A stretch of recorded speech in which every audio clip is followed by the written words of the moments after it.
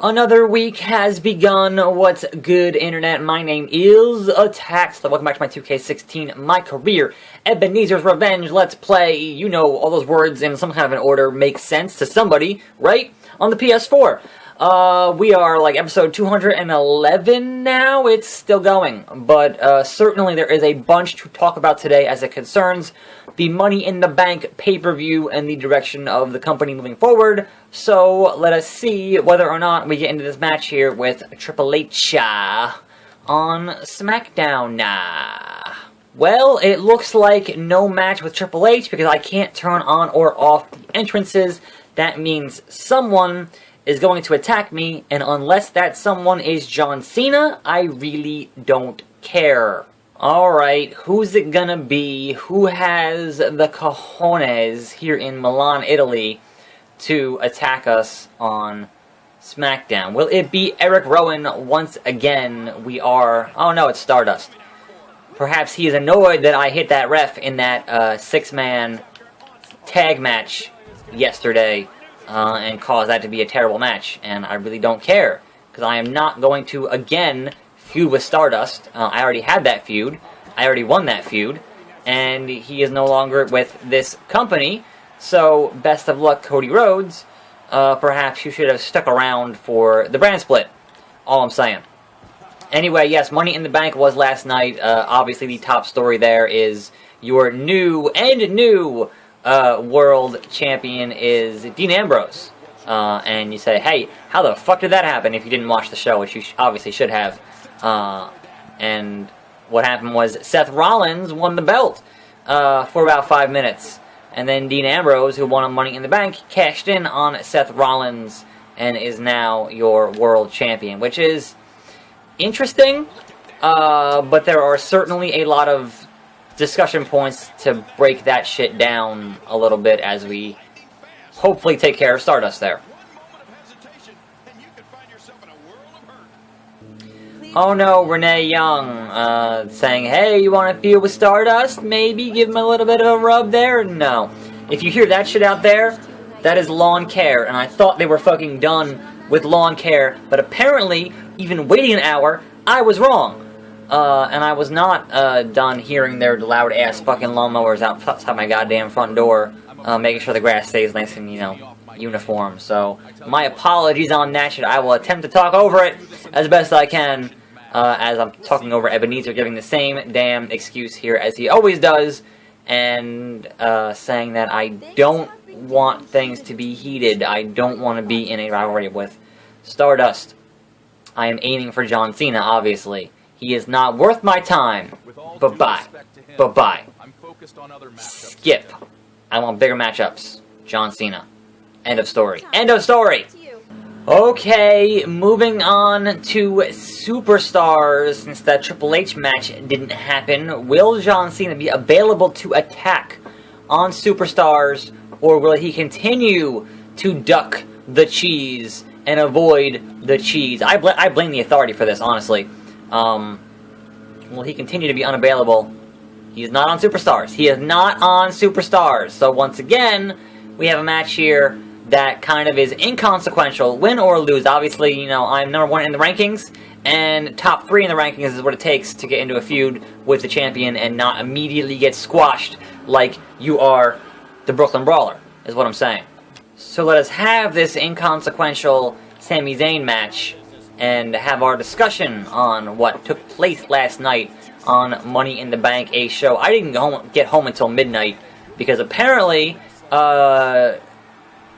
saying that show is a WrestleMania caliber show means that you must go over the ending time by like 20 minutes, just like WrestleMania did. Like, what the fuck was that shit? Like, again, I'm glad that they, you know, gave matches the time that they needed to have, because obviously it looked kind of crazy that that card with the pre-show had 10 matches, but also it didn't really, like, I was like, come on. Like, some of those matches didn't really need to be there, or didn't need to have the time that they had, and, like, did we need to see Baron Corbin versus Ziggler again? You know, anyway, I don't know how much time I'm going to spend here fighting Sami Zayn, so let's get into the real shit with that main event and that Money in the Bank cash in. Now, certainly, as I said in my predictions, this could go a number of ways because we don't really know what's going on with the brand split. Are they going to have 2 world titles? You know, what is going to be the deal there? Now, there was speculation, or there was, a thought or a feeling that, if they're going with, this brand split and they are truly 100% going with distinct rosters, then you kind of got to burn your briefcase before that happens, because you don't want to have a guy who could theoretically challenge on both shows for both belts if they're going to have both belts, because that wouldn't be distinct rosters. You don't want to immediately say, oh, yeah, distinct rosters, and then immediately kind of have one guy who can be on both shows. That doesn't make sense. So, it makes sense that they would burn the briefcase there because of that.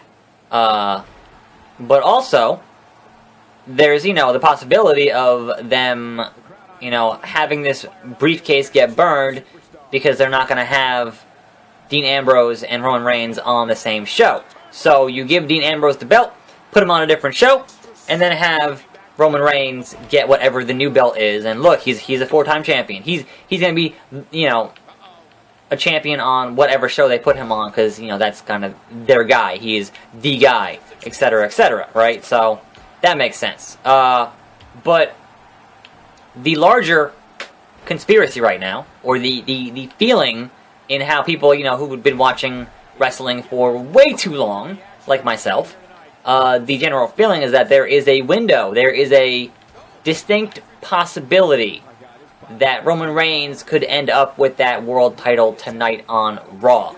Not through a match, not through winning, but because of the the end of match stuff going on there. Now, if you didn't watch the match, late in that match, there was a barricade bump from Roman Reigns that looked pretty nasty. And they brought out the doctors and were like, is he okay? Can he continue to do what he needs to do? Is he going to be able to finish this match? Etc., etc. Now, what happened was, Rollins didn't wait for the doctors. Rollins threw Reigns into the ring. He countered a spear into a pedigree, which honestly was a fucking sick spot, right?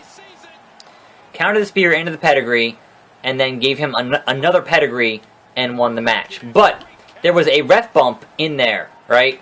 And the ref bump happened while the referee was asking the doctor, is Reigns good to compete? And clearly didn't get an answer before he got bumped, etc., etc. So, the speculation is that the storyline will be that the doctor never cleared Reigns to compete in the rest of that match. Therefore, everything that happened afterwards didn't count because the doctor didn't clear him for the rest of that match. So, Seth winning didn't count, cash-in didn't count, none of that shit counted. Guess what? Roman Reigns, still world champion. So, the show did what you want a end of a pay-per-view to do, which is make you incredibly invested on what's going to happen in the opening segment of Raw tonight. So, even though I normally watch Raw on Tuesdays, I will certainly be tuned in to see what the opening of Raw is tonight, because I really want to know what direction they're going to go. Are they going to leave, are they going to leave Ambrose as champion, is my question. Certainly, this all can build to a Shield triple threat at SummerSlam. That's if you leave all 3 guys on the same roster. Because obviously the brand split happens before SummerSlam. And we just found out they're going to have the draft on the first live SmackDown, which would be July the 19th. So look forward to that, I guess. That news just broke about 10 minutes before I sat down to record this. So obviously at this point, you guys have heard, but that kind of just happened. So that's pretty cool. That is certainly one way to guarantee a larger rating for USA for that first live SmackDown. Oh, by the way, the draft for the brand split, kind of a big deal. So I'll be very curious to see how that shit pans out in the coming weeks. But certainly there was a lot of other stuff going on with that pay-per-view. There was a Natalya heel turn. There was that Cena-Styles match, which, you know, I've been saying forever. With the last couple of big Cena feuds, they always get one. There's always one victory in those feuds. And then the rest of that feud, if there is the rest of that feud, if, you know, like, that draft happens before Battleground. Battleground is the 23rd, or 24th of next month, right? So, if Cena and Styles get drafted to different shows, that'd be fucking amazing. That would mean that Styles gets that one victory, that one pay-per-view victory over John Cena, and then never has to fight him again. That would be hilarious. But hey, hasn't happened yet, so we'll see. But for tomorrow's video, I want to know, is John Cena on this show? No, he is not. I'm fighting Batista. This is bullshit. I want to finish this goddamn career mode. John Cena, stop ducking me. Anyway, I'm a tax slug. This has been my 2K16 MyCareer again, waiting to fight the US champion, the face who runs the place, John Cena. And I'll see you next time, and every day for more videos, and hopefully not as much fucking goddamn noise right here on this channel, and I'm out!